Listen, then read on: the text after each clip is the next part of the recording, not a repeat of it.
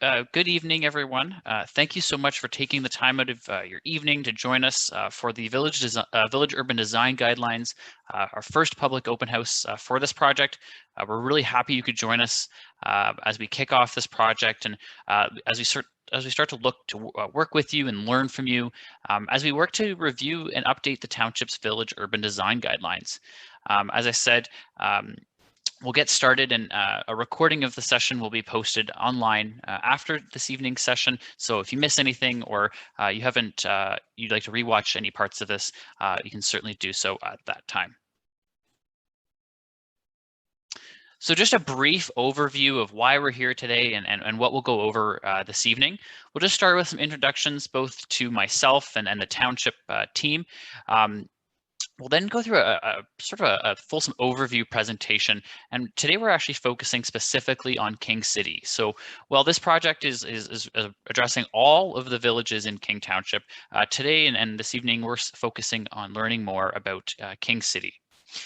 We're then going to participate in an interactive live poll. So this is a bit of a heads up, perhaps, if you have a cell phone or a tablet or another device. You can also access on your computer as well to participate in our live poll this evening. Before we go, we'll have a sort of a live Q&A session. So if you do have specific questions that you'd like to ask, you can certainly enter those in the chat box at any time. And then we'll wrap up with some next steps and where we go from here. And I just want to stress that this early stage in this project, we're just getting started, and we really see these sessions and these opportunities to learn from you as an integral part of the project and to really bring your local knowledge, expertise, and perspective. So we are looking forward to getting your input this evening and having some great discussions.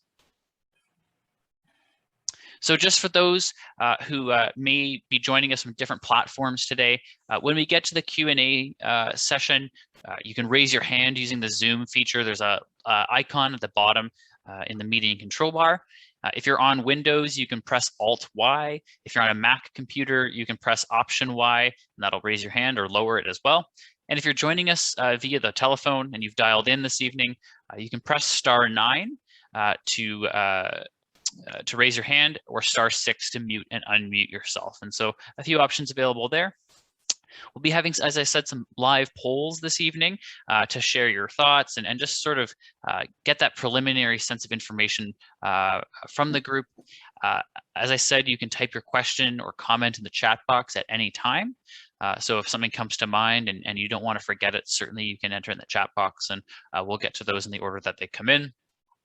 Just a brief reminder, this meeting is being recorded and will be posted to the speaking page once this evening session is complete in the next couple of days, and that the microphones will be muted until the Q&A session when you're called upon, and just to help keep out some of that background noise and any feedback. So hopefully that all is straightforward.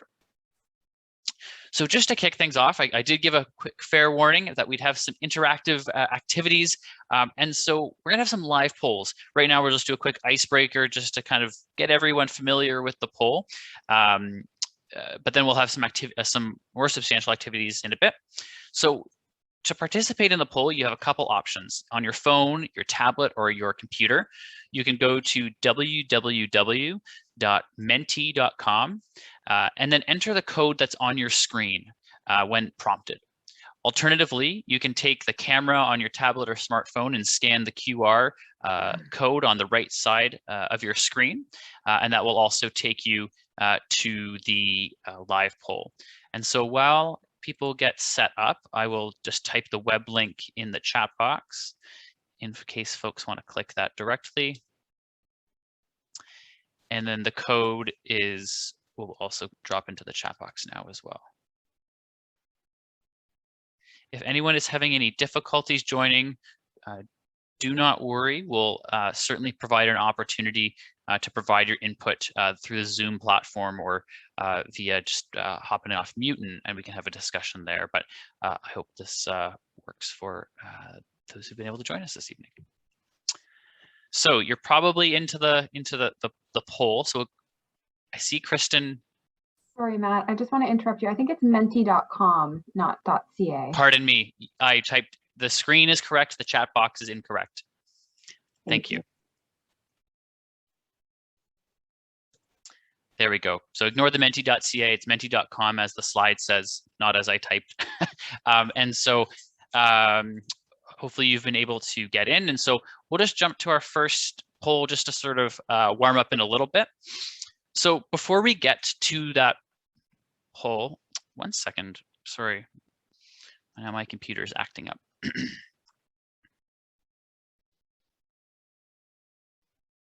Okay, I think we're good. So just before we jump into the activity and the icebreaker, thought we'd do just some brief introductions. So I'm going to pass the floor right now to Kristen Harrison, policy planner at the Township of King, to say a few words. Thanks so much, Matt, and thank you everyone for joining us this evening. We're very excited for you to be here and to participate in the Urban Design Guideline review. This project will definitely benefit from all of your local knowledge, so we appreciate you being here this evening. And I just wanted to note from the Township, we have Councillor Debbie Schaefer in attendance this evening. We also have from staff, we have Daniel Tasiopoulos, the CAO for the Township, as well as Gaspar Rataka, he's the Manager of Planning and Development. We also have some planning staff, Aloma Dreyer, as well as Colin Pang here this evening.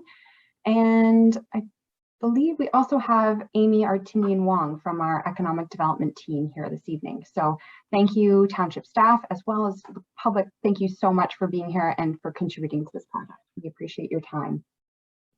And I'll turn it back over to you, Matt. Thank you. Thanks so much, Kristen. And I'll pass the floor over to my colleague, John, who's the Senior Urban Designer and Project Manager for this project. John. Good evening, everyone. And I think, Matt, are you still sharing your screen? There we go. There we go. Yes, hi, good evening. Welcome, everyone. My name is John Tasiopoulos. I'm a practice lead and senior urban designer with WSP Canada. And as Matt mentioned, I'm the project manager on the Village Urban Design Guideline review and update. And I'm really happy that you could make it here tonight. So we were hoping we would do this in person, but obviously because of COVID circumstances, we can use the technology. At least hopefully everyone will have fun with the voting later on in the session. Thanks so much, John. And I also realized I forgot to introduce myself. So my name is Matt Rodriguez with WSP. And so John and I are working closely on this project and really excited to walk through the presentation today. So without further ado, if you have your smartphone or the Menti link handy that you've been able to access, we just want to know, where are you coming from in the township? So obviously we're focusing on King City today, but the other options, Schaumburg and Nobleton, some other areas of King Township, or are you coming to us from outside of King Township? And so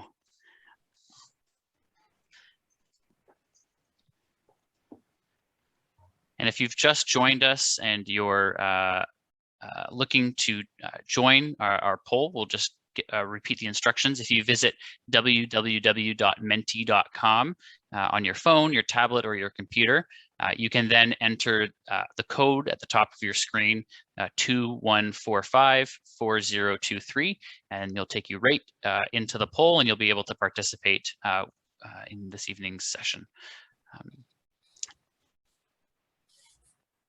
All right, so we have a few people who've been able to jump in and provide some input. So majority from King City, probably as expected per the topic of this evening, but a couple folks coming to us from outside of the township. So welcome this evening.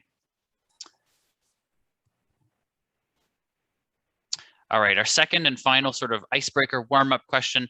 Just want to know, what's the best, what group best applies to you? And so some of the options are resident, landowner, or developer, consultant, agency or organization, or a business owner. And so it's almost like we're in like a gymnasium and you're going to like the different corners of the room on your screen. So a few residents, some agencies, welcome.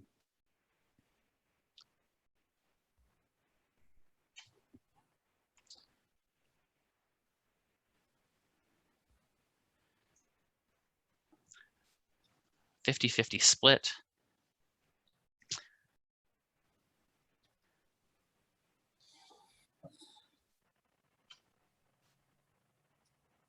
Okay.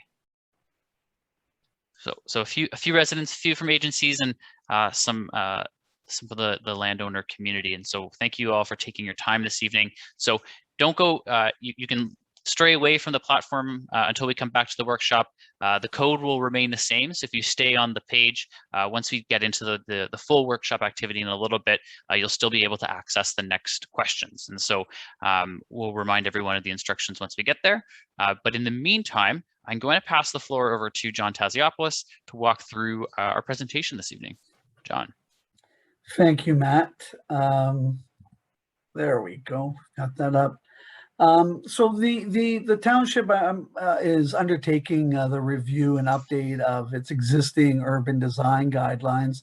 Some of you may know that there are 4 different guidelines that apply to either the 3 different villages within King Township and the employment land guidelines that are also separate. So one of the things that the town needed to do is we needed to start to reflect and implement the urban design policies that emerged in the newly adopted official plan, our King, and also to consider changes and development that have occurred since the existing village and employment design guidelines were adopted back in 2006 and 2007.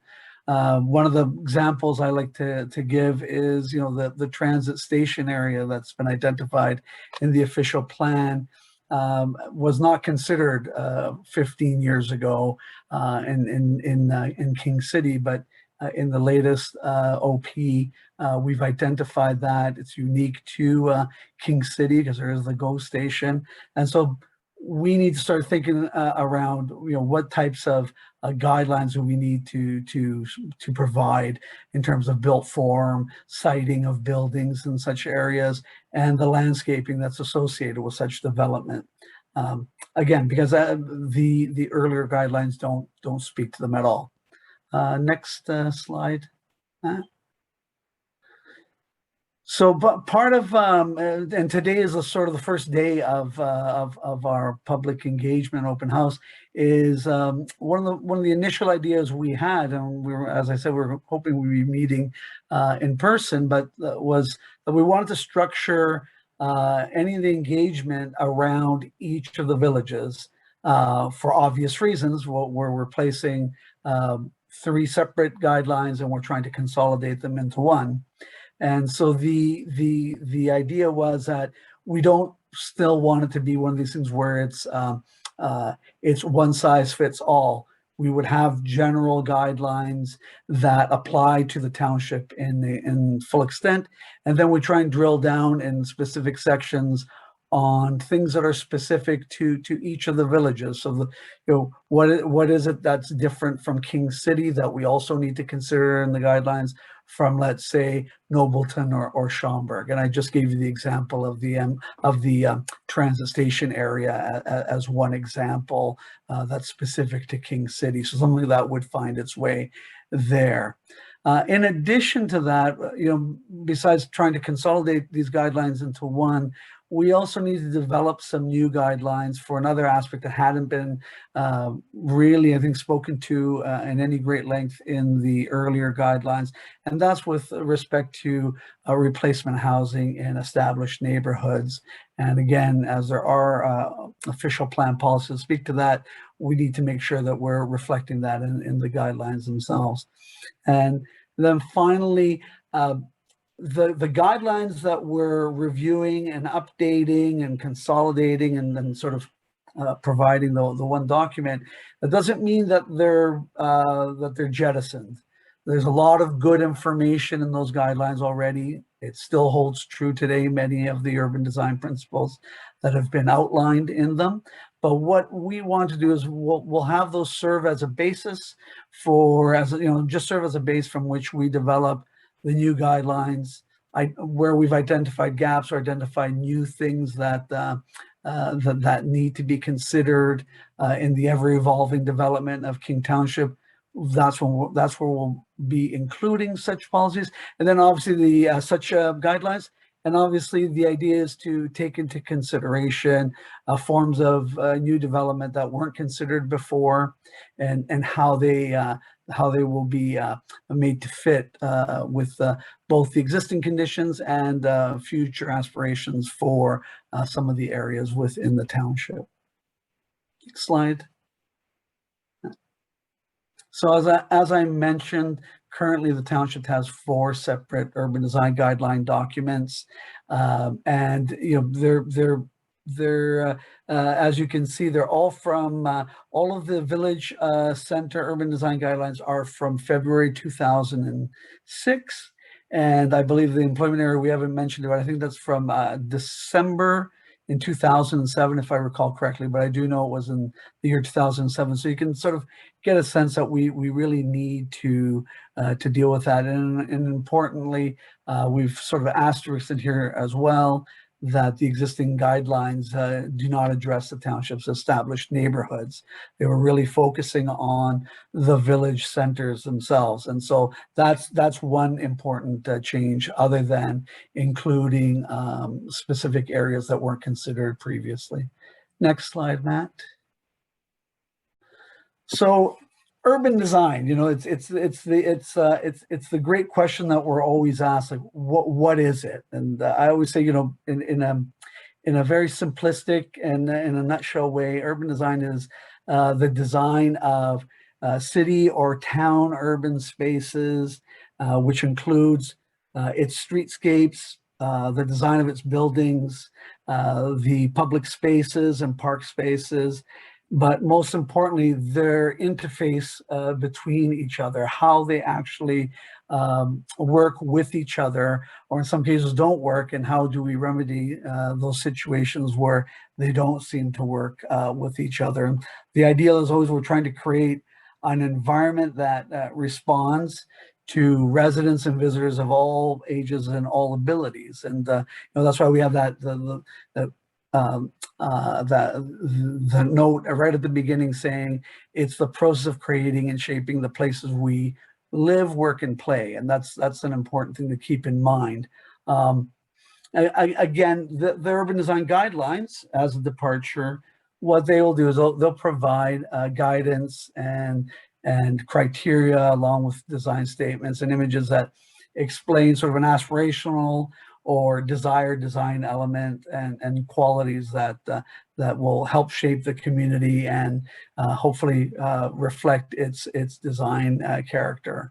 And they tend to address elements such as, we always say public and private realm, but to put it in a much more straightforward way, it's built form, the mobility and circulation within communities, the public realm, which includes your streetscape, the pedestrian boulevards, the park spaces, public spaces that everyone shares.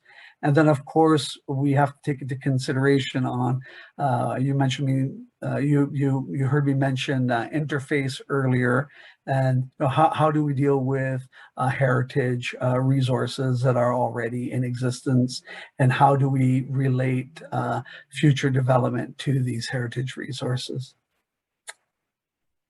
Next slide, Matt. So where are we in the project work plan? I think Matt already mentioned at the beginning, we're really close at the beginning. We have prepared an initial discussion paper. Some of you may have had the opportunity to review it online. It was posted to Speaking. Today we're holding the public open house finally. The summer sort of dragged on a little bit, but it's not a good time to have public sessions typically. So yeah, here we are.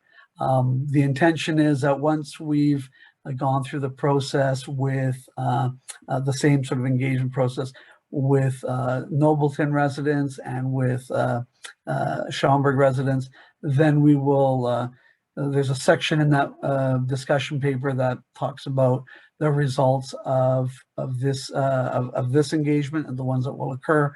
So we'll be preparing that and finalizing it so that we can start to develop the draft design guidelines. And so what's really important about this session tonight is for us to gain some information, gain some context with King City in particular, so that, as I mentioned earlier, when we're starting to prepare guidelines that are specific to each of the villages, we've got some things that are very, that are a departure from the others and need to be addressed in a specific way for that particular village.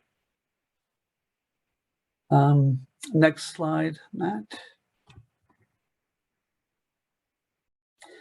So those of you that already know, but I thought I'd still have the images of the study areas being basically the three villages of King City, Schaumburg, and Nobleton. And of course, within them, you're going to say, well, where's the employment land study area? Well, the employment lands that are part of Schaumburg, there's some that's part of Nobleton. I know that there's some indication in King City, further. I always with directions, but further west within King City. So those are all embedded within the communities themselves. And but again, there will be, as I mentioned, with the three villages, it's also, there'll be separate employment guidelines that go along with it. Next slide, Matt. So when we talk about the, as I mentioned earlier, the older versions of the guidelines specifically dealt with village cores, and so what's going to be a little bit different from this is, in a consolidated package, we'll be addressing three key areas within each of the villages, and as they're shown on the township's new official plan, and we'll provide that image in the next few slides. But in particular, we're dealing with, when we say village centers, we're dealing with the village cores. In King City, that means King Road, and the mixed use areas, it's a little bit further. I think there's a little touch of them further west along King Road, and then the major transportation area, which is more or less all located along Keel Street, running north-south. So those will be sort of important aspects to consider specifically to King City, and then how those might be different from the other villages. And then what we're also including in these guidelines are the established neighborhoods and the kind of guidance with respect to replacement housing. We know that there's been a lot of commentary on the replacement housing that's gone into some of the established neighborhoods, and there are OP policies that have been developed in order to also address how that occurs. So these guidelines will help flesh that out a little bit further. And then, of course, the employment areas, which, as I mentioned, we're going to be talking about it in a much more broader sense, but the idea will be to enhance them and to update them to reflect current best practices as they relate to employment areas, which is a little bit nicer and less just being functional, because we're trying to create great environments that people can actually get to if they need to in many different ways other than just by the use of a motor vehicle. Next slide. So the village urban design guidelines are, will be written and guided and informed by the policy context that they're being developed in, and namely there's a lot of studies that have been done recently. As I mentioned already, the official plan was recently adopted, and the guidelines themselves are meant to also address not just updating the existing guidelines, but ensuring that we've incorporated some of the objectives and the design, the design objectives that may exist in the other the plethora of documents and studies that have already been done in the last few years, and in particular in the last 10 years. So we're looking at those things to help also inform what we're presenting in the guidelines themselves. And we've just provided some examples of some of the recent work, including the community improvement plan for King Township, and streetscape and beautification plan. We've mentioned some specific things to Schaumburg, such as the revitalization plan, but when we're looking at the overall guidelines, we'll be looking at not just being, when we say Schaumburg revitalization plan, are there things in there that should be considered township wide? So that's working within the design context and the policy context that already exists will inform the guidelines as we move forward. Next slides. So as I mentioned, the Kingstown, the official plan was adopted back in September 2019, affectionately called as our King. And just a very quick synopsis. It's also understood how we're looking at the guidelines and how they're going to translate in terms of the OP. The OP accommodates growth, envisions that the growth will be accommodated through appropriate intensification within the existing infrastructure, and making sure that it's optimized in a way that contributes towards a vibrant community.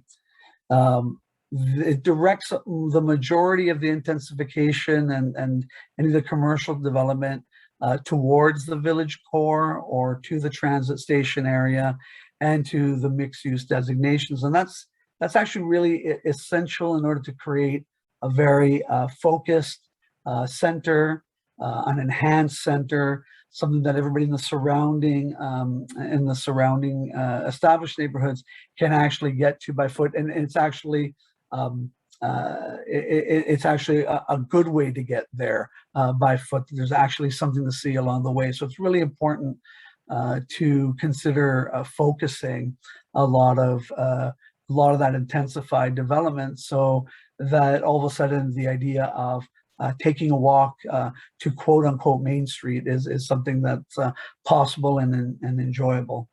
The other aspect is we're emphasizing the maintenance and protection of the character of existing neighborhoods. So one of the things that we're going to try and do in the urban design guidelines is to see how we can do that.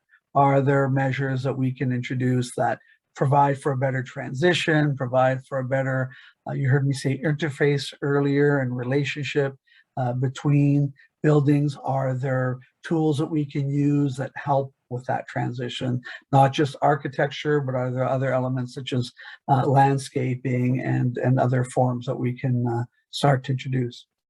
And then finally, it establishes policies to protect the township's employment areas. And so one of the ways that we look at that is how do we help assist in that way? And one of them is to start to integrate, not that we're introducing employment areas, because we're not doing that as part of the guidelines, but what we're doing is we're taking the employment areas that are there and we're wondering how can we enhance them and make them even more walkable in a sense. And that may sound a bit funny to some of you, but the idea is that in some of the employment areas, they're very much adjacent, or they're entries into some of the villages. And the example I always think of is Schaumburg. It's literally on the other side of the road. And the idea would be is how do you get people, how do you draw them to actually walk or cycle there as opposed to just driving there even for the short distances. So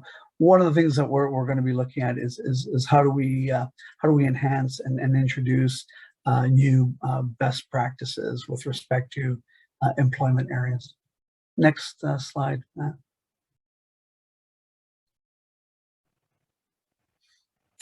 So you heard me mention the different areas, and speaking to village cores, again, I think I've kind of already covered it, but I'll go through it in a methodical way here, where the emphasis on this will be on compatibility, how we deal with heritage, and when we say conserving, we're talking about how do we develop with it and next to it.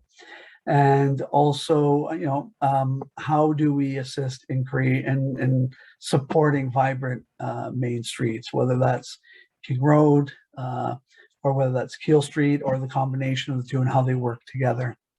The other thing we're going to be considering is the permissions for taller buildings, and in some cases, depending on the design criteria, that can mean up to 6 stories. For some of you, that won't seem very high. For others, it may be too tall. But what we're going to be looking at is how do we ensure that the guidelines assist in dealing with transition between established neighborhoods, and how do we deal with buildings next to each other so that we get a great and reinforced main street or walkable street along the spines of the village core. And finally, as always, there's always the commitment to helping to provide guidance and shaping public realm, and most importantly, besides park spaces and so on, how do we enhance streetscapes and ensure that we're not just getting to a green space, but there's a way to get to the green space in a greener kind of pedestrian boulevard that takes into consideration our movement and circulation in the village core. Next slide. With mixed use areas, as I mentioned, I think we're showing something that's more so in the village core, but we're trying to get an idea of the type of development that shows mixed uses. But the idea would be to ensure that whatever we're proposing, it will be able to transition over time and evolve within the mixed use areas. And the idea is also just to accommodate like a lower scale of built form that provides both retail and commercial, or retail commercial with residential uses, so that we have a better transition to some of the established neighborhoods. And then finally, we're still interested in how, as I said, how would these developments be compatible with those adjacent low-rise residential established neighborhoods. So that's an important part of how we treat such development. Next slide. And you already heard me mention about the transit station area. As we mentioned, it is unique to King City, and that's going to be an important part of the King City section within the township-wide guidelines, and it serves as a key area for intensification. And there are a lot of opportunity about thinking about how this starts to build some of that village center within King, moving from where the GO station is along Keel up towards King Road and turning onto King Road.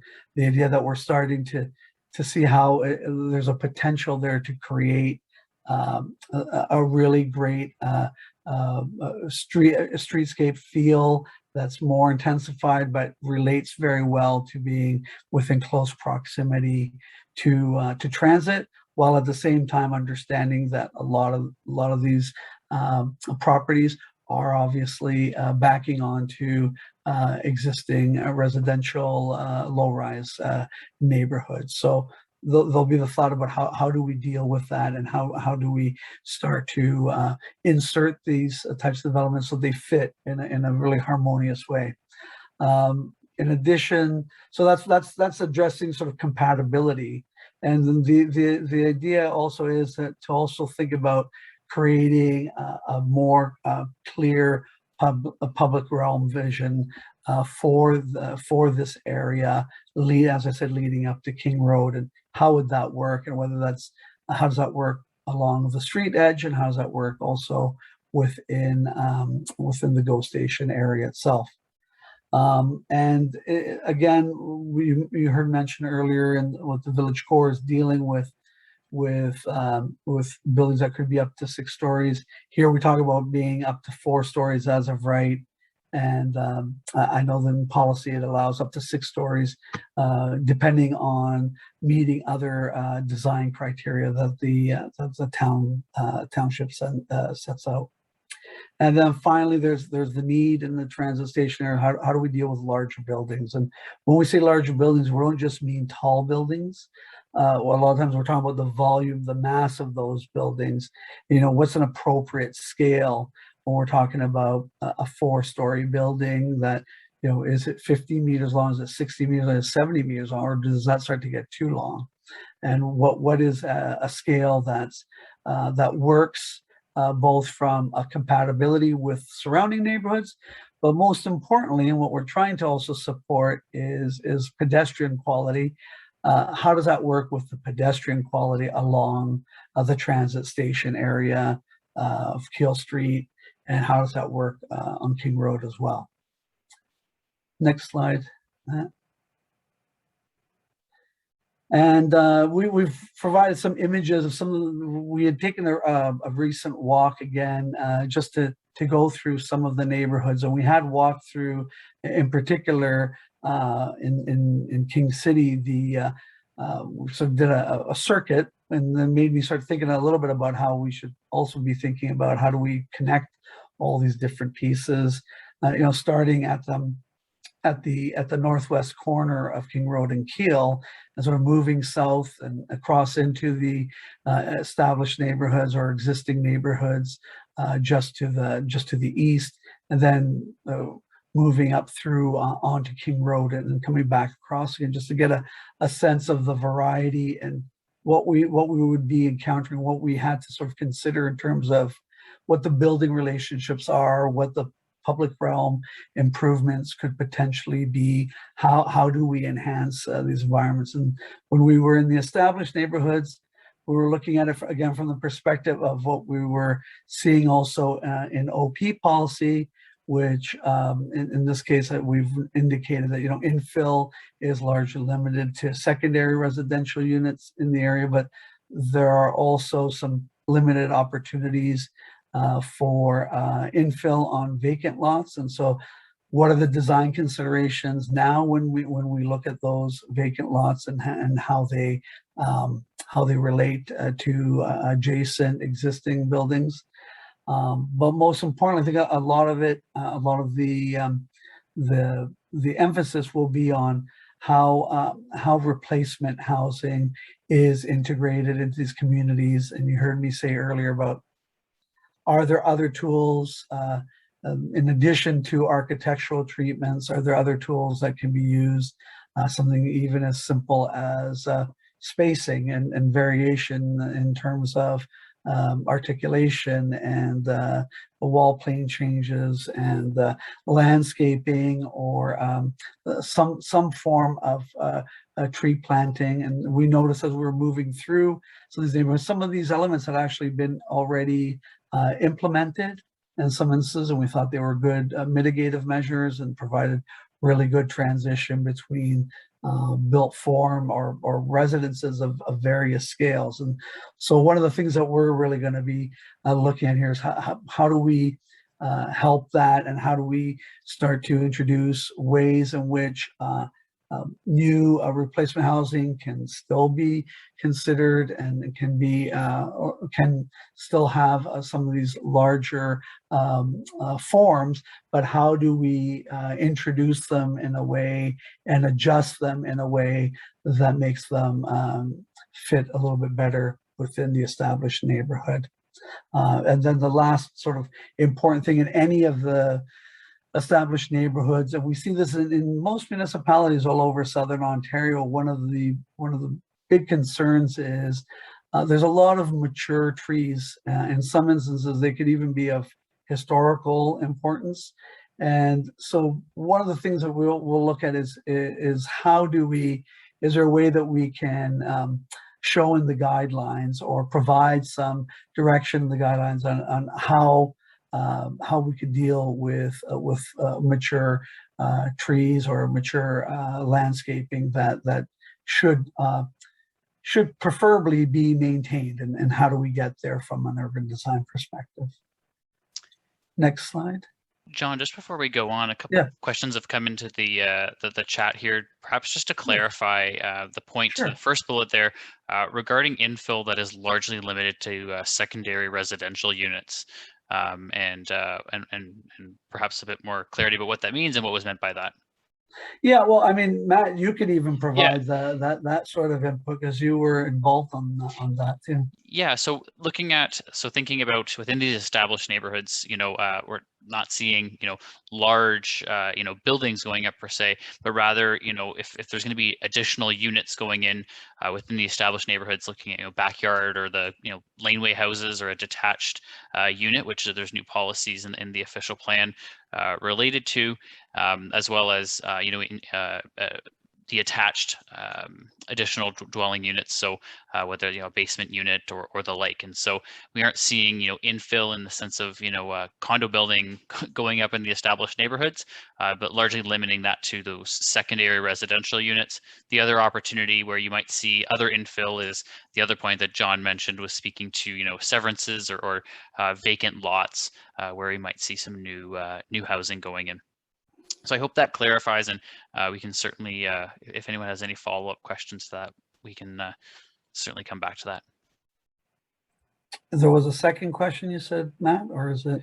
And so just to clarify, it's not a tear down. When we say a tear down, that's something similar to that's what we're calling a dwelling replacement. And so you're not adding a new unit, you're just replacing an existing unit. Infill in this sense means adding more units. And it's probably its simplest ways. And so I think that helps clarify this slide, and then I see a few more questions coming in, but we'll come back to those once we get through the presentation. So I'll go to the next slide there, John. Sure. And finally, the employment area considerations. I think I already touched on it a little bit earlier, but we notice that in some of the locations, they're almost like gateways coming off of the main arterial roads or highway in order to get into some of the villages. So it's really important that if that's one of the first things that you encounter, that there's a quality to it, and there's a way of doing it. It doesn't always mean expensive buildings, but it could mean something in terms of how we treat the orientation of those buildings, how we site them, where we site things such as outdoor storage, so that it's not preeminent. It is kind of screened and hidden either behind buildings or behind a robust kind of landscape approach, or it can also mean improvements to the public realm, streetscape aspects, and how we do that. And I used Sean. I know we're talking about King City, but I use Schaumburg as this great way when you're entering into to get to the facility there. You've got a lot of tree planting. It's pretty early on, but that's going to eventually mature into this great sort of walkable sidewalk with these great trees there over time, leading you right to the community facility that's located right within the employment lands there. So that's one of the things that we're also considering, because a lot of the employment lands don't just have places that are manufacturing things or building things or warehousing things. They also include some of the larger community buildings that you can use. And so it's really important that we ensure that we have guidelines that speak to that situation. And then that's all part and parcel of this idea to establish a design vision that has for we've called it prestige employment areas, but the idea again is to enhance that experience as much as we can, both in terms of public realm improvements and private realm.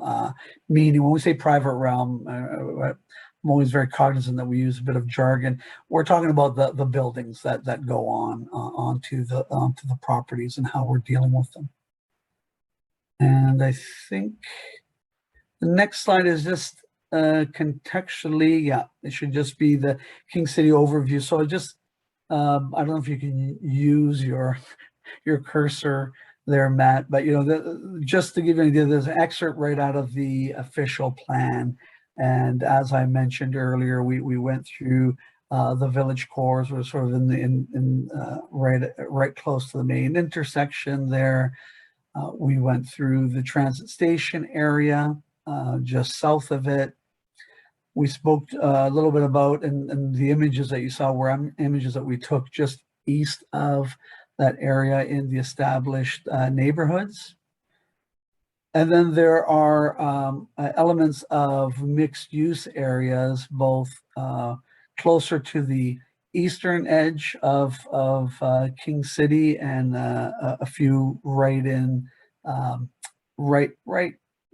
further, right there. And then I'm not sure if the furthest east is furthest west. Sorry, furthest west. Yeah, right there is also the mixed use area. And of course, just so that everybody gets their bearings of what it is that we're touching on. So basically, some specific guidelines for the core and MTSA within King Township, and then the remaining goes towards the established neighborhoods in terms of looking at those. Also, I didn't want people to get confused with the colors. What you see in larger blue blocks are not employment areas. Those are institutional uses, including new township building and the library. I think that's the high school that's there on the south side of King Road. So just so that everybody can get their bearings with respect to that. Next slide, Matt. I'm thinking we maybe should have shown that earlier. And these are just some images that we captured from that walk. We could have put in a lot more, but we wanted to get a sense of things that sort of stuck out to us, both in terms of public realm improvements, heritage buildings, and some of the relationships that are there. On the lower left-hand side, you can sort of see the beginnings of right near the GO station and the MTSA area, showing what it is now, what it could potentially be into the future, which will probably one of the things that we want to try and demonstrate, and hopefully we'll have some images and maybe even some massing concepts, just so that the next time we meet, so just to get a better sense of envisioning what these areas could be. And then the photos on the right side are more so related to the established neighborhoods and sort of the experience that we had along there, and dealing with trying to understand how the transition is working or not working in the established neighborhoods. And then finally, some of the condition on King Street, and noting, there's some nice touches where this bench is built into it, yet becomes part of a retaining sort of wall for the vegetation. But understanding how we can start to look at how do these edges start to get further enhanced and improved. So right now, there's already been some streetscape improvements that have been introduced. Now, how do we start to do that through increased planting or vegetation or other hardscaping landscape elements that we can sort of introduce to deal with the quality of the streetscape along King Road in this instance. And next slide, Matt. Oh, okay. Well, that sort of concludes what we can do, Matt. If you like, we can answer any questions now and move into the poll rather than letting them sit there for too long, as if it's something that we can probably resolve earlier. Yeah, so lots of great comments and some questions coming in. A couple comments just around the climate change action plan. And so to the best of my understanding, and Kristen may correct me otherwise, but I believe a draft is coming out later this year, and I don't believe we've had a chance to review that, but certainly something that we'd like to take a look at when we start drafting the design guidelines, and certainly will make their way in some way into that. Am I correct in that, Kristen? Yes, Matt, and thank you. And also the guidelines will also be informed by our green development standards that the township has recently adopted. Yeah, I'm sorry, I was a little bit quiet on that. You know, when I was going through the whole policy context, as I said, there's a plethora of information coming through that wherever we can, we're going to try and integrate it. And in fact, there's already in the existing guidelines, there were a lot of references to creating you know, more environmentally friendly, even things such as introducing you know, plantings and bioswales in some of the I was talking earlier about the employment areas and how that can help. And that's just one example. I'm not saying that explains everything, but that's things such as the Green Action Plan being introduced in a guideline format, because it's not like you have to sort of understand, well, how is it that we introduce this and show it in an urban design manner that can not just be talked about but actually be implemented, because it's not just enough just to pay lip service to it. We want to know, well, what kind of guidelines can we put forward that will make that a reality, or help that become a reality, and give the township enough information, enough of design guidance that they can actually start to request these things of any developments that are brought forward over time. Thanks so much, John.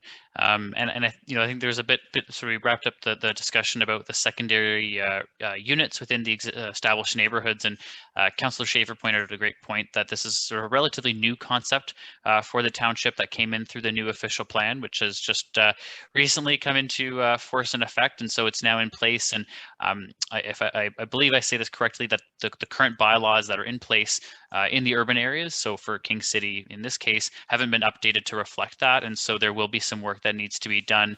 And to the point above that in the comment box here, just speaks to, you know, yes, the zoning bylaw for King City, when it was initially written, there was a lot of work done into understanding the established neighborhoods and to set appropriate zoning standards. But you know, landowners and homeowners are, you know, certainly able to come and seek variances. And so, you know, while the design guidelines and this process won't be looking at zoning standards and looking to update those zoning standards, what the design guidelines can do is provide guidance. And so if you're looking at a building and looking at providing guidance for roofs and providing guidance for entryways, for garages, just to name a few, and that can help make maybe the building look less big, and maybe make it a little bit more contextual to the neighborhood and to the neighbors on either side, for example. And so while we're not looking at zoning, we'll certainly be addressing larger houses and those replacement dwellings that we mentioned earlier. John, I don't know if you want to round anything out there. Yeah, I think because there's always a concern that, you know, despite any of the zoning bylaws, you can still apply for variances. I think what we're trying to do is invariably, whenever a project is put forward, there's still communication with staff. They obviously have to go through it with staff. Our thoughts are, if we can provide guidelines that can provide some solutions or some tools that not just the township staff can use, but we're talking about also just the developer or the builder or the resident can use in order to mitigate some potential impacts, or although there are certain variances, how do you adjust them enough so that the deployment of, let's say, massing is a lot less onerous than it could otherwise be. So the guidelines still help in those communications and those conversations that staff reviewing submissions will have, even if they are going in for variances. And secondly, having served on a committee of adjustment in the past, quite often, if we know that there are guidance with respect to, I'll give one example in terms of planting and how that can work with it. Quite often, in many instances, it may not be the case in King Township, but you can make that a condition of an approval. So if the guidelines can provide some criteria and some approaches on how you deal with that, again, it's easy to it's easier to make it a condition, and it's easy for staff to understand how that might get implemented. Thanks so much, John. And so, if perhaps our last question, then we'll move on to the workshop, and we'll certainly come back to some others. There's some other great comments here that we'll certainly be taking a look at. The question is, trees contribute greatly to the character and aesthetic of neighborhoods and streetscapes. What mechanisms are currently in place to maintain mature trees, and what additional ideas can be included in the guidelines to maintain trees? John, maybe any thoughts on the second half, and Kristen, Yeah, maybe I any mean, thoughts on the first half? I'll be very honest. I'm thinking a lot about how we are going to do that. And one of the things is a lot of times you're dealing with as of right, the ability to build as of right, and sometimes that can basically bulldoze over what's there. But the thoughts are that if we can sort of introduce again, sort of approaches on how massing, see, quite often it gets a little bit complicated, to be perfectly honest, because you don't know what the root system is. You don't know a lot of those things until an arborist gets involved and does an analysis. But typically in many municipalities where they've identified trees as heritage, of having heritage value, and in some instances have actually been designated, there's always an approach that is talked about. If there is development, how do you start to develop around or adjacent to such areas, to such features, without injuring them? So that's always the goal, is to show how we can do that. And sometimes that means, rather than going back, we're going up a little bit. So there are always trade-offs when we're dealing with that sort of thing. But in terms of tree planting and mature trees in established neighborhoods, it's probably more about considering, identifying them, and considering approaches on how you can still provide new development, while at the same time trying to be as careful as possible with how we're treating these mature trees. But that's as good an answer as I can give you. And one of the things that we're going to be looking at is trying to see if there are other examples in other jurisdictions with respect to guidelines for that. But I think the important thing is to understand that when we're talking about improvements to public realm, we're thinking about the complete public realm and not just individual landscape areas, but how does it all fit together and make for a better experience? Because the best way I can sort of describe it is, whenever we're on great neighborhood streets or whatever, it usually has certain layers. So it's not just the building. The building can be great, but if there's no landscaping, it takes away one of those layers.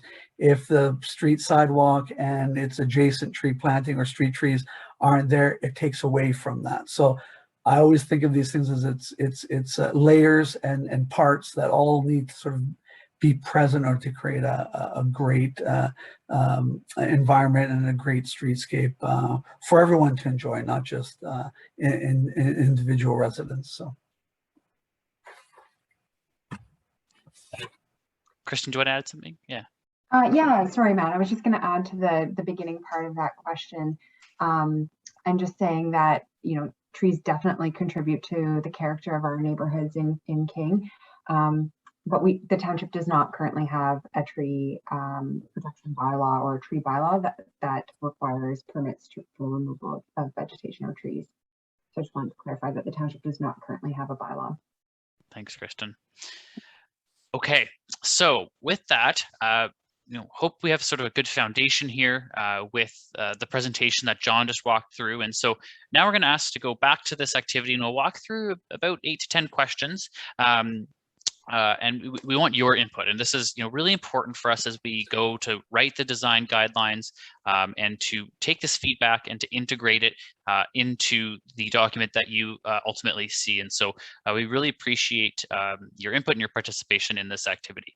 So just a refresher for anyone who may have just joined us or has lost the link, if you go to www.menti.com, you can enter the code that's on your screen, 21454023, and that'll bring you right to the poll. Or you can take the camera on your smartphone or tablet and take a picture of the QR code on your screen, which we've all likely become quite familiar with at restaurants lately. So I'll give everyone a second to get in, and then we'll jump into the first activity.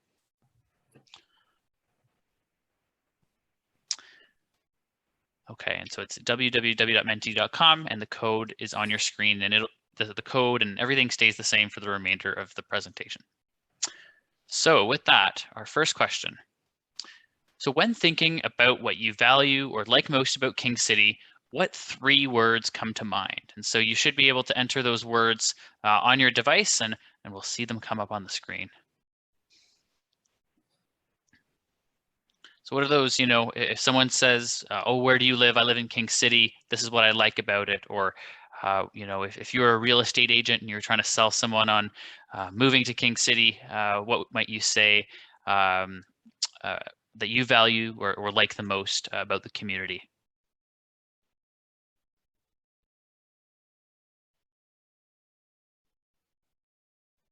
All right, so we have our first submission. And so if, as the answers come in, they'll come up on the screen. And if more people, you know, type in that same word, the word becomes a little bit larger. So the first 3, open space, heritage, and the environment. All right, here they come. So heritage is pulling ahead as a hot contender. Natural, so seeing some common themes here: natural, green spaces, open spaces. Small, compact, walkable goes hand in hand. A nice city, yeah. Family friendly and certainly lots of green space and you know, open space comments here. Community and family friendly for sure. But heritage is still a very popular word, and so I think something that we need to take away as you write these design guidelines is, you know, thinking about, as John mentioned, that we can write guidelines that apply broadly, but we can also write specific guidelines and try and think about what is most relevant to King City. So got a few more things coming in. Thanks so much for everyone so far. The environment.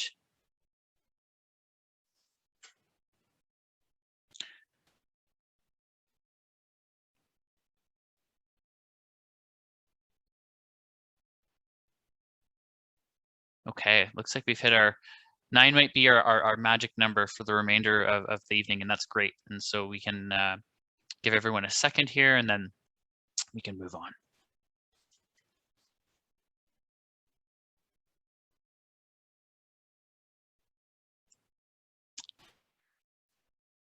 All right, so our next question, and perhaps building on the last question, is, and this is a bit more of an open-ended answer, so you can type in you know, more than one word, is what defines King City's character for you? So you know, what is that thing that defines King City for you, and you know, what is that one element or series of elements, I should say, that defines the character for you?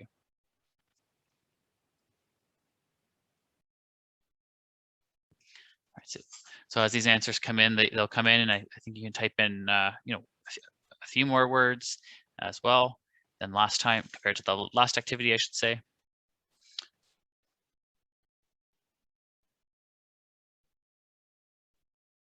So thinking about, you know, when we're thinking about maybe the buildings and some of those spaces or the green spaces that were mentioned on the question before, do some of those help contribute to the character, or are there certain places or streets or corners maybe?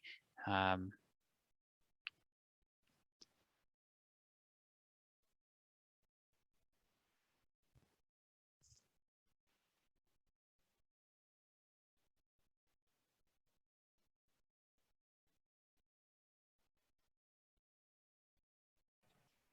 I think as Matt was mentioning, just think of it more in terms of places, buildings, could even be parks, but something that would be really relatable in terms of in the urban design quality of King City right now. Maybe we should have put the question a slightly different way, but that's, there we go. Okay, so a few answers coming in. So green spaces, brick and stone and heritage buildings, certainly lots of those in the core and in the established neighborhoods for that fact. Gables and rooftops, a mix of new and old, a touch of sophistication. I like that. Access to open green space, affluent. Some great answers coming in. Let's give everyone a couple seconds and then we'll move on. Well, what this does is this is really helpful for us as we start writing those guidelines and start writing those sort of introductory statements and trying to capture, the community's, the community's vision and desire. So, comment here about maybe unattractive faux buildings. And so, that I think, John might have thoughts on this, but certainly something that can be thought about in the design guidelines context. I'm just surprised that that's, we're asking for the positives, but is that a defining part of King City's character? I didn't get that sense of unattractive faux buildings. There are new buildings that might be problematic, but that's one of the things that we try, as I think I said earlier, one of the things we're hoping to do is we provide enough design guidance that it's easily understood and implementable, both from staff's position and from the builder's position, as well as residents who might be doing work, and why certain elements are great. So I don't know if unattractive faux buildings is part of King City's character. Sure, it surely is part of some of the development that's happened, but I don't know if I would. So it looks like we have a few more. It looks like some people were really putting some really good thought into this, so I really appreciate that. A few really great comments coming in. King City is a community of tremendous heritage, both in the villages and the agricultural countryside. Most heritage buildings are brick, red or yellow, and frame construction with high-pitched roofs. Speaking of the Four Corners at Keel and King Road and Doctors Lane, certainly a unique space and certainly a lot of potential and a great opportunity, as this comment says. Some unique main streets, and as John mentioned, we went for a walk fairly recently, and certainly agree about the comment along King Road, and it was certainly in the morning rush, and then there was quite a number of vehicles coming by on that corridor. All right, so if we've hit our number, and so I really appreciate everyone's thoughts and comments here. So moving on to the next question, it's sort of, we've established what the character and what comes to mind and what the current state is, but what would you like to see to enhance the building character experience in King City? So what are those things that through design of, whether it's the street, the buildings, those green spaces or open spaces, and how they all fit together, what can be done, or what would you like to see to enhance the building character, address some of those concerns that were mentioned on the previous question, and or enhance the experience in King City? So we'll definitely give some time here, and appreciate the answers for sure.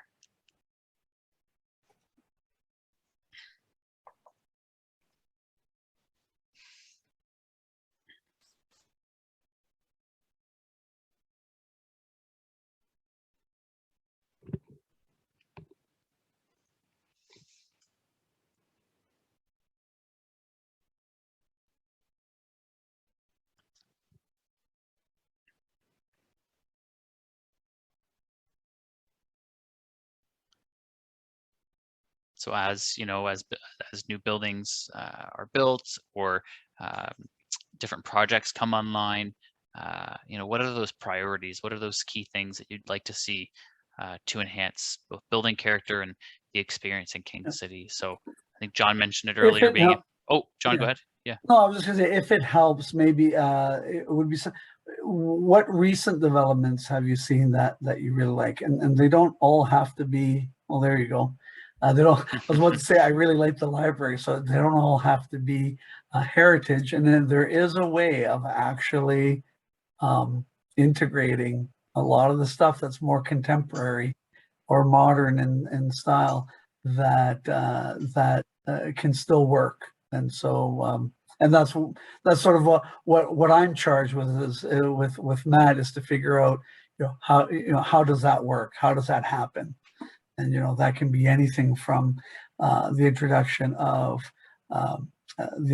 materials, as somebody's already mentioned, brick and the quality of that, the color of those materials, the massing of the building in terms of its volume and size, whether it's low slung and how that sort of fits in, whether it's articulated in such a way so that it fits in better. I always like to give the example of being in very old European squares that might be from the 1500s, and you'll see a certain rhythm and a certain type of building that's there that's either from that time or has been rebuilt to look like that time. But then you'll get a slotted building that's very contemporary, very much, but it fits right in because it continues the rhythm, it continues window heights and window locations and basically how in terms of form, but it still fits in. So if they can do it in developments that are well over 500 years old, I think we could figure out ways to introduce, and I think the library does a great job of that, especially in its location. Thanks, John. So a few more really thoughtful comments coming in here. Animated streets, patios, public spaces, similar to the comment here about traffic calming on King Road, and perhaps some of that goes hand in hand. And obviously that the township perhaps is a little bit limited in that it's a regional road, and it certainly serves a function within the community. But some thoughts here on a bypass for heavy truck traffic. Unfortunately, the design guidelines can't recommend that, but thinking about what that corridor could look like over the long term, and thinking about those buffers for pedestrians for sure. Comment coming in here about the new buildings are designed and tiering them and to modify the sense of height using natural materials, a mix of architectural styles. The diversity is certainly there, or certainly should be there. Yeah, so lots of great references to Doctor's Lane, and I know something that's on the township's horizon, and thinking about how we can make that a great space. Again, speaking to the traffic on King Road and some of the challenges there around trucks, and there's certainly lots of quaint buildings on King Road that that would benefit from, perhaps a bit more space out front, no doubt. But thanks so much so far. Okay, just looking at the time, I might move on, and really appreciate all these comments. And I think you might be able to continue to provide comments once I move on. But if not, feel free to pop those in the chat box. Oh, a few more coming in. I'll hold off. Rhythm is important. Thoughtful modern, showcase green, and just some concurrence with John's comment about the way that some European cities have introduced new construction that really does seem to fit in. So it's possible. And so if you've lost the code to submit answers, do not fret. It's at the top of your screen, and so the link the web address is at the top of your screen, www.menti.com. With the code 21454023. And what I'll do is I'll copy the link again and put that in the chat box for everyone. Bear with me. All right, so this should take you directly to the poll. All right, so on that note, we'll move on to the next question. So we've received some comments, and there's obviously some good discussion earlier about the established neighborhoods. And so, we'd be curious to know, what architecture and design challenges do you perceive with replacement houses in your neighborhood? And so again, when we use that term replacement houses, we're thinking of, I guess, the tear downs, the houses that were existing, were torn down and rebuilt in some different form. And so certainly a trend that's happening in not just King City, but other areas of the township and the villages. And so when you see those, or what are just some challenges that you perceive, and we helps us identify how we can perhaps write new or revised guidelines to help shape that those replacement houses and development. So again, I'll give everyone a couple minutes here to put some thoughts together.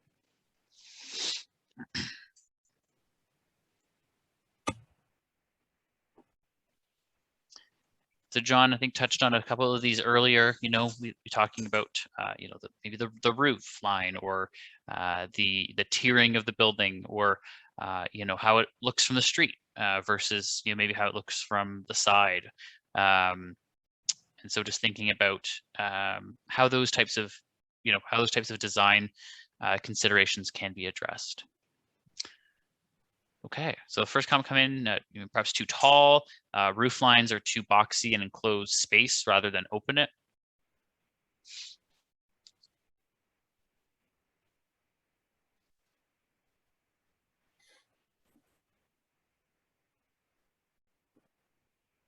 Thank you for that comment.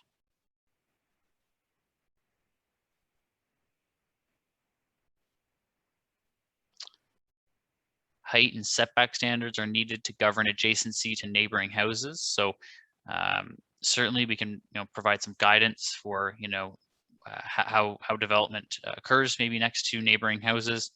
A comment here: replacement houses are so huge and towering over some existing homes, and don't consider the environment. So thinking about maybe those internal fittings, or some of those functions, solar panels, heat pumps, the like. No, that's a great comment for sure.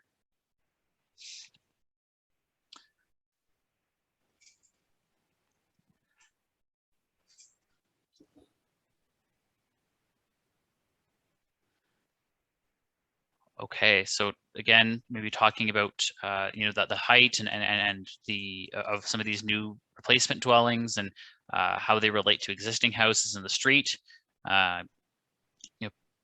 Looking to see perhaps more tiering and architectural interest to maintaining mature trees. Many are a mix of architectural style, which is a huge contrast to the simplicity of the original buildings. Certainly lots to see in some of these neighborhoods, and it's really a lot of thought into many of the homes that have been built. Little consideration for natural heritage, so perhaps thinking about how it relates to open spaces and green spaces nearby. More articulation and a mix of materials on the front of the home to maybe make them a little less flat.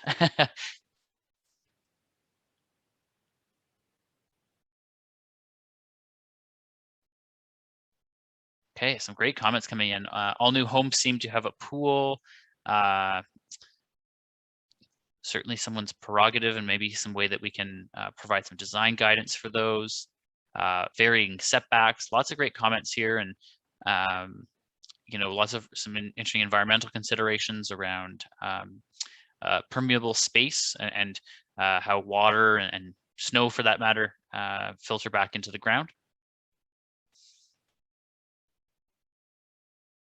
An interesting comment came into the chat box, just thinking about retirement residences, and so what are some opportunities that we can have for different types of housing options for different for all stages of life, for that matter, whether it's youth, or young families, or those who need perhaps less space. Certainly something to think about. Okay, I'll move on to the next question, but really appreciate this. Is really good so far. So there's coming up, we have some, other different styles of questions, and I think I know where this answer is going to go based on some of the previous comments. But, does King Road feel connected and integrated with the community? something that, again, John mentioned earlier around being able to walk to a main street or, interact with that space.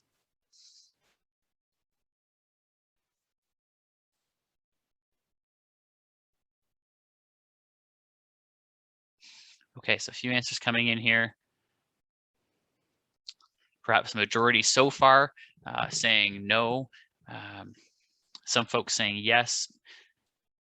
It certainly provides an important linkage through King City, and there has been some attention to detail around the light standards or some of the plantings that do help bring some visual interest to the corridor. Okay. Again, we're just trying to, these sessions are really important for us to help get that pulse of how community members are feeling, and where we need to place some of the priority in the design guidelines. So this is certainly helpful in thinking about how King Road perhaps can be more connected and integrated with the community. All right.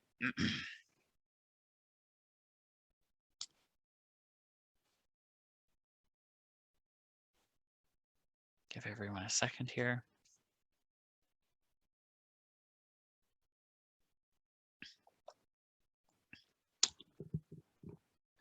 Couple more questions, and then we will we'll tackle any other questions that folks might have. Okay, so perhaps a few more folks responding here that yes, it does feel connected and integrated. And so how can that be preserved or enhanced through design? I guess one of the I don't know if the follow-up question asks how how it does or how it doesn't, Matt. I guess that would have been one of those good things if people want to add in the chat how they think that, because obviously we're almost getting at a split of 50-50. Some feel it's connected, some feel it's integrated, and it would be great to have some further kind of input on how that is. Like, why do they feel it's connected, or why do they feel it's not connected and integrated? I believe our next question will take us there. Oh, will it? Okay, I'm sorry. But no. But if I'll move on. We have about a 50-50 split, as you said. And so I think this question will take us there. And so, are there obstacles to walking and cycling along King Road? And so to John's point, what could be done if you voted on the no side to make it more integrated and connected? If you voted on the yes side, what could be done to preserve or enhance that, while also thinking about obstacles to walking and cycling along King Road? And I guess feel free to even use this to as I said, to further elaborate on connection and integration, if you think it does or doesn't, and why. That still might be very helpful. Be great for us to have sort of that recorded, so that we know a little bit more. Thanks, John. Give everyone a couple minutes here.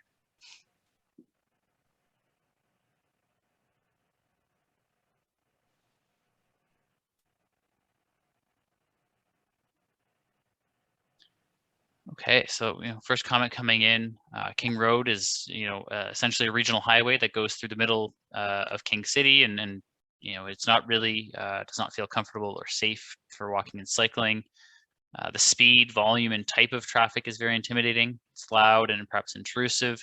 One of the solutions here that's proposed is on-street parking would go a long way to perhaps mitigating some of those challenges.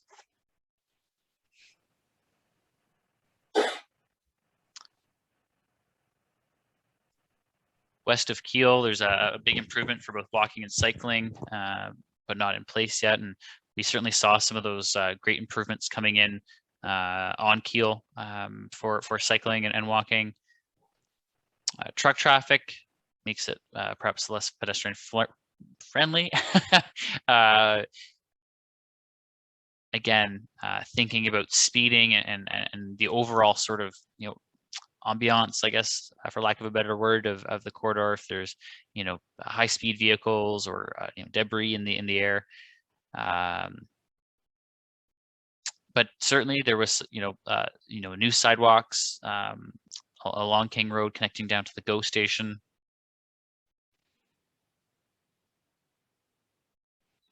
Okay, some great comments coming in here about King Road.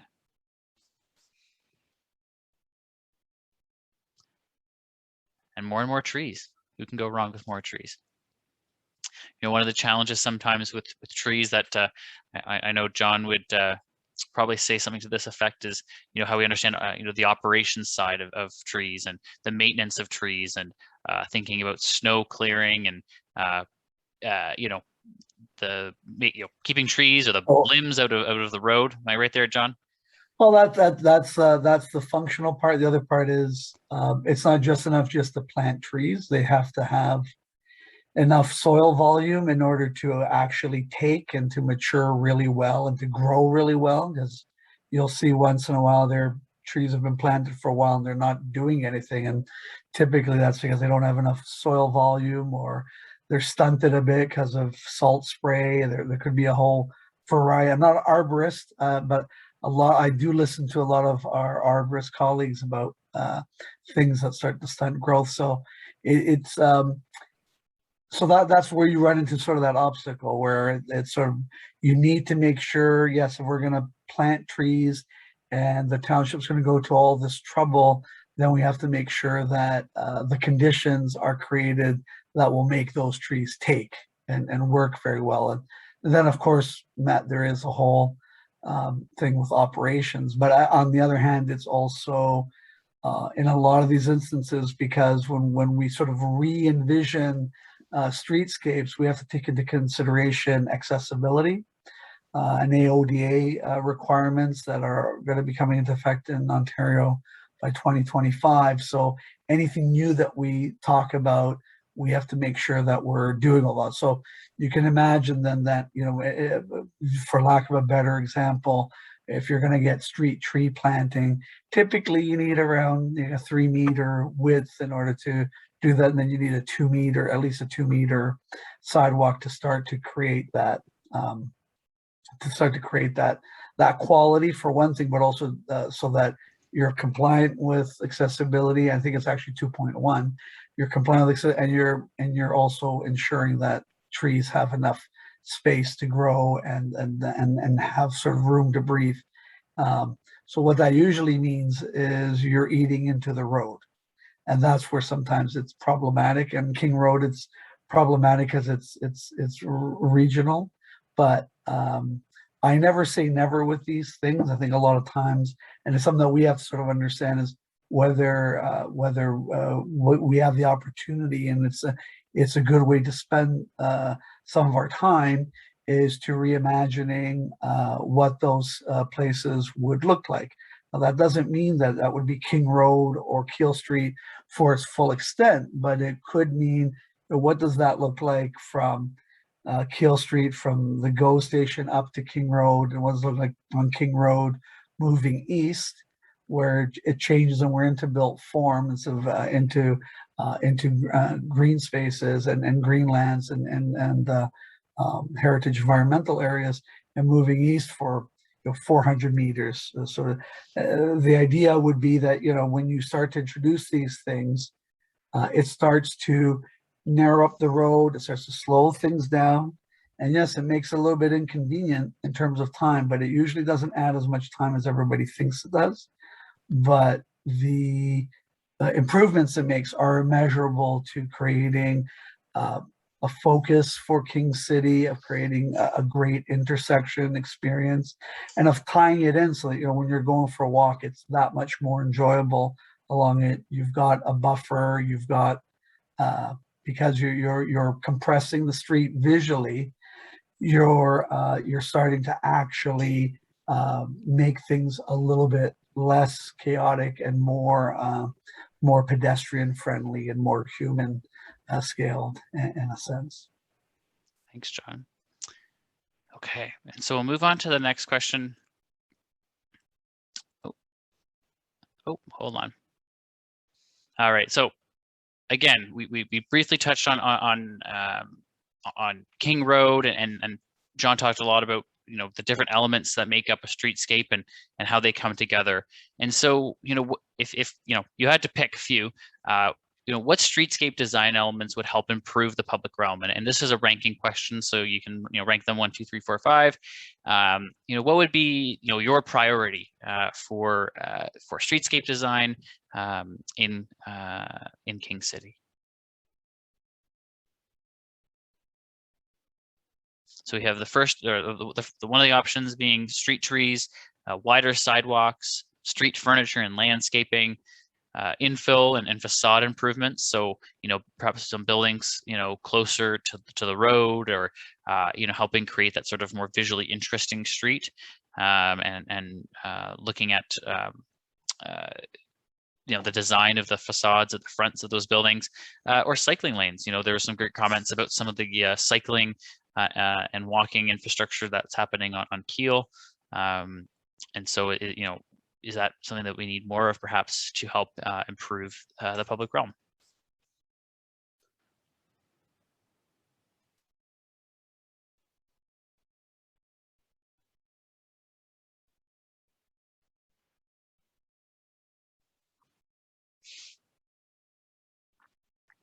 Okay, so wider sidewalks has taken a bit of a lead here. This will change as we go. It's a horse race. There you go. That's great. I like how instant it is.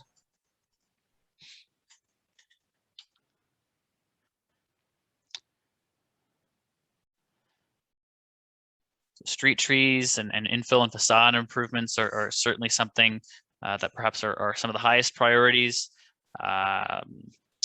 Street furniture and landscaping and cycling lanes and wider sidewalks, perhaps a lower priority, but you know, certainly part of the whole streetscape, and something that could be, you know, these aren't necessarily looked at in isolation. Okay, so we've lost a few people, so we might not hit our usual magical 10. So just to move on, I believe there's 2 more questions. And so, you know, we just wanted to understand, based on the presentation that John gave, there are, you know, permissions for, you know, different building heights along King Road and Kiel Street. You know, in some places, you know, 2 to 4 stories, in some places up to 6, subject to some criteria. What are your thoughts and questions about those? What, you know, about whether, about how they're designed? What, you know, do you have anything that we need to think about, that we can consider in the design guidelines as it relates to some of these building heights?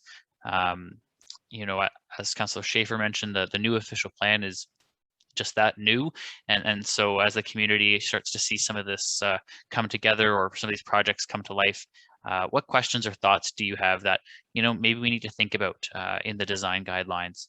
I know this perhaps is a bit of a broad question, but we wanted to just provide an opportunity here. You know, if there were those questions about higher buildings, like multi-residential buildings, or stacked townhouses, or townhouses. And so not necessarily thinking about those single detached dwellings, even if they are large, thinking about, you know, those multi-residential or multi-story buildings, townhouses and the like. Yeah, one of the reasons we include questions like this is to ensure that we don't have any preconceived notions as we're going along and writing the guidelines, right? It's important to sort of get a sense of what everybody's feelings are with respect to building height, because it means different things to different people. So that's why it's kind of important for us to hear it. What was problematic 20 years ago might not be problematic anymore for some people, and vice versa. It might be just too much of the same thing and they don't like it. But it'd be great to hear about thoughts, just because these are sort of the village core and the transit station areas where the official plan itself is directing a lot of the intensification and growth. So that's why this question is in here too. As I said, we're trying to connect what the OP informs us and what the OP tells us with the guidelines. Perhaps a few thoughts coming in. The first being, what are the impacts of these types of buildings on the streetscape in terms of the pedestrian? Thinking about maximum building height in meters instead of stories is important, so that the transition adjacent to residential areas is gradual. And on that piece of gradual, certainly something that we can look to include in the design guidelines. Again, a great comment here. There is a need for different types of housing, albeit different ranges of housing, and different life stages. Perhaps for our participant earlier this evening, and so thinking about those appropriate locations. A really interesting comment here. Do not want to see row of buildings at the same height. And I think that's something that we briefly touched on an earlier slide when we thought when we mentioned larger buildings. And so when sometimes you might get a few parcels come together and they have a really long building. And so what design guidelines can very much do is talk about breaking it up. And so even if there are multiple buildings side by side, for example, through really thoughtful design, you can help break that up, and both on the front and on the height. And so that certainly is helpful. Kiel Street, closer to the GO station, can also handle higher buildings. Multi-story buildings would bring a nice downtown look, and certainly something that as GO service increases, and as some of these connections are established, there is that opportunity to have a vibrant Main Street, so those that downtown Main Street vibe or look and feel. Avoid creating wind tunnels. Great comment. So avoiding just sort of two solid walls on either side of the road. Box style buildings. We can think about what design guidelines can help sort of shape and influence the roofs, as is mentioned here. Speaking less to like specific heights, as that's sort of driven by the official plan and zoning bylaw, but thinking about the style of those roofs. Really great comments and questions. This is really helpful, and definitely the type of feedback we really appreciate. And recognizing that there is a need to intensify to avoid urban sprawl. And so, especially in King City, there are limited opportunities to grow outwards, and these types of developments and new developments coming online will become more and more part of the mix.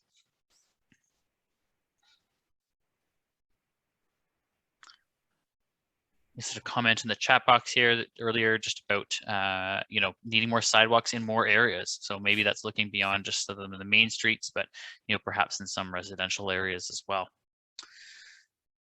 Okay, thank you all so much. I'm going to move on, and we'll certainly have some more opportunities. And I believe this is our last question. And so we just want to understand: is there a recent building or development that is really good in King City and you want to see more of? What about it do you like? And so is there a building that, maybe we'll broaden this a bit. If there's anything in the township that you've seen, or maybe it's, in Nobleton or Schaumburg, but, focusing on King City for the purposes of today, is there a recent building or development that is really good and you'd want to see more of it? You think that's a great looking building and I wouldn't mind this being close to me. And what about that did you like?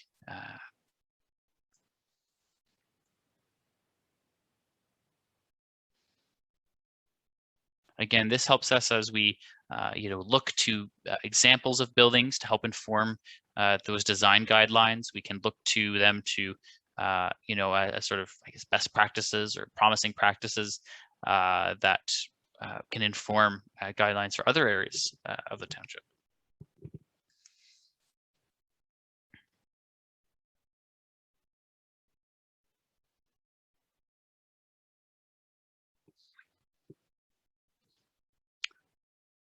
And again, we may not get we may be surprised by the number of answers, but if you don't have anything, that's certainly okay. Again, just want to provide that opportunity for people.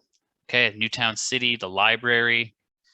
Library is certainly quite a beautiful building, and a great addition to the community. Touching on that, again, is sort of, it's that contemporary look, but still fits into the broader community and surrounding areas.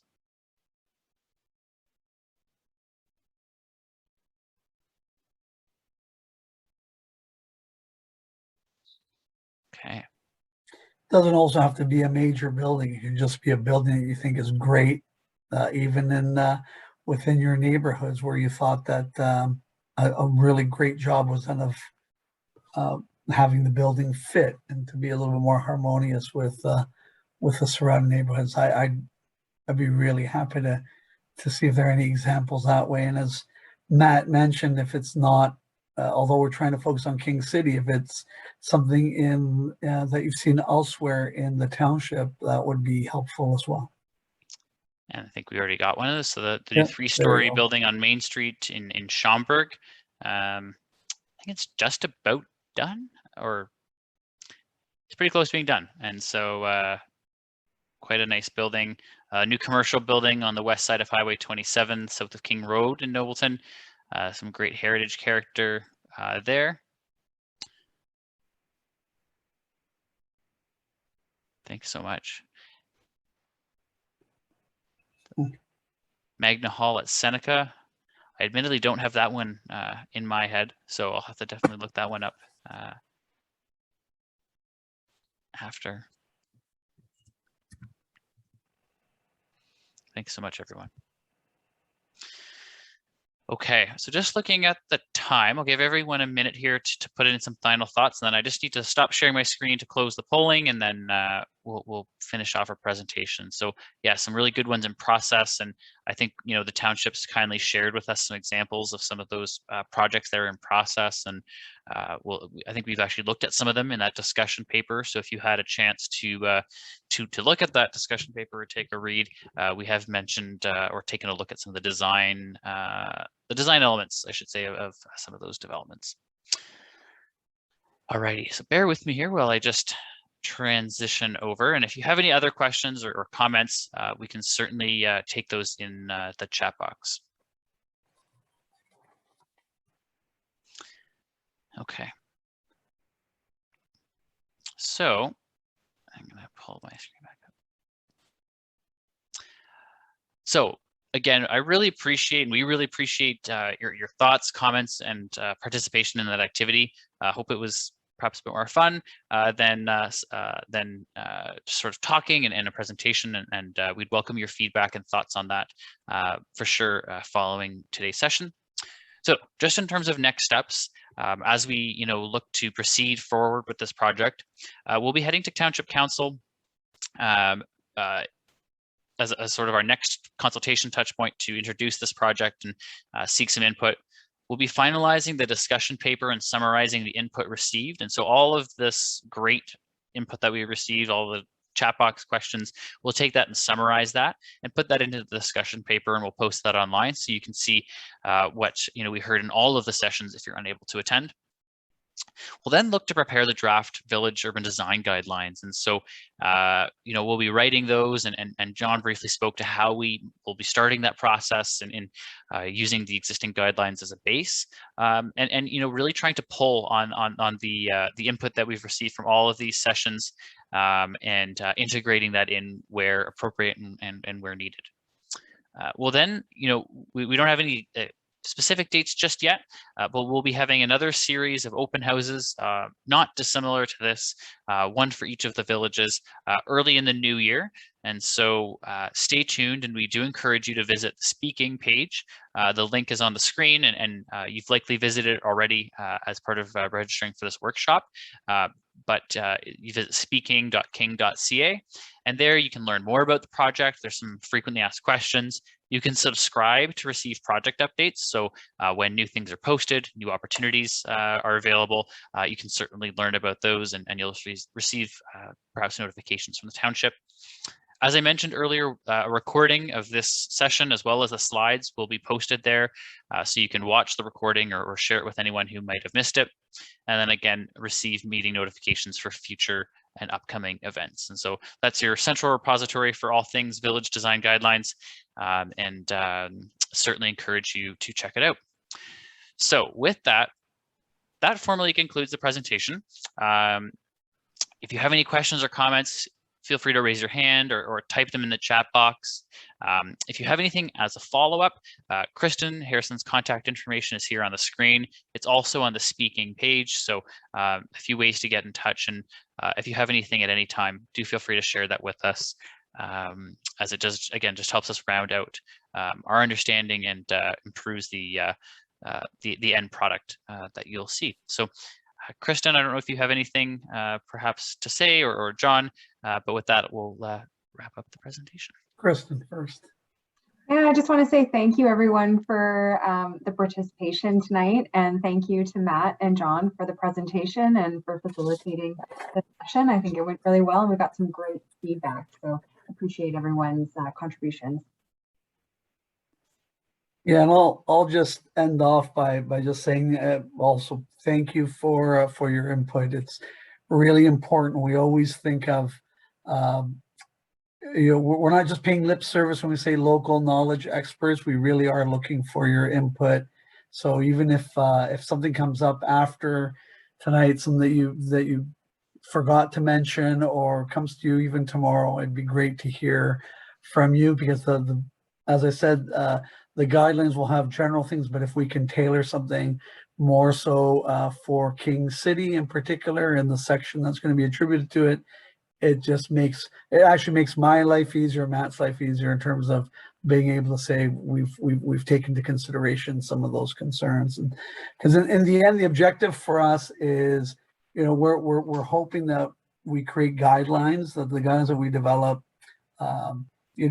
for the township and the specific guidelines for King City will help guide development, will provide approaches and ways in which to mitigate potential built form impact and new development, and to ensure that, we get a high quality kind of environment, high quality streetscape, and public realm, so that it's supportive. And you sort of heard me say at the beginning, but I think it's really important to restate it. It's not just pie in the sky. It's really important that we think about how urban design guidelines can contribute to providing, a supportive built form and public space and streetscape environment that, supports pedestrians, cyclists, and motorized vehicles. So we're not excluding anything. We're trying to say, how do we bring all these things together and make sure that they can work in